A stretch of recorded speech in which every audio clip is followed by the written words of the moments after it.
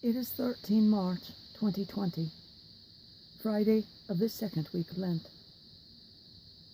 Our first reading comes from the book of Genesis.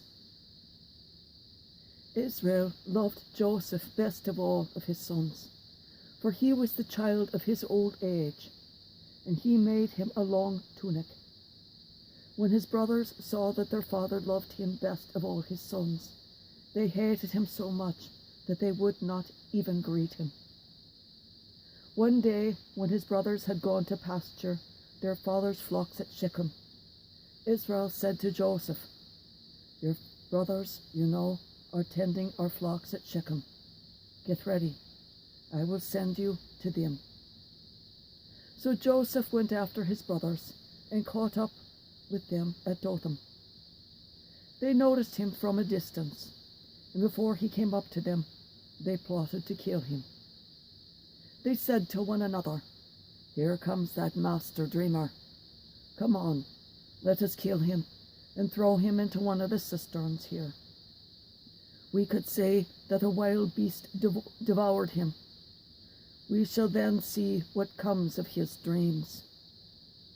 When Reuben heard this, he tried to save him from their hands, saying, "We must not take his life. Instead of shedding blood," he continued, "just throw him into that cistern there in the desert, but do not kill him outright." His purpose was to rescue him from their hands and return him to his father.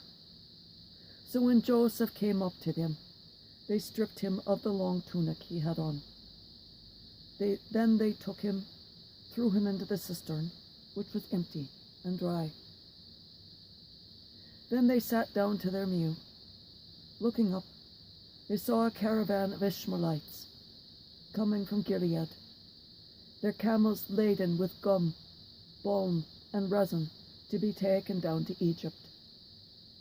Judah said to his brothers, "What is to be gained by killing our brother and concealing his blood? Rather, let us sell him to these Ishmaelites, instead of doing away with him ourselves. After all, he is our brother, our own flesh." His brothers agreed.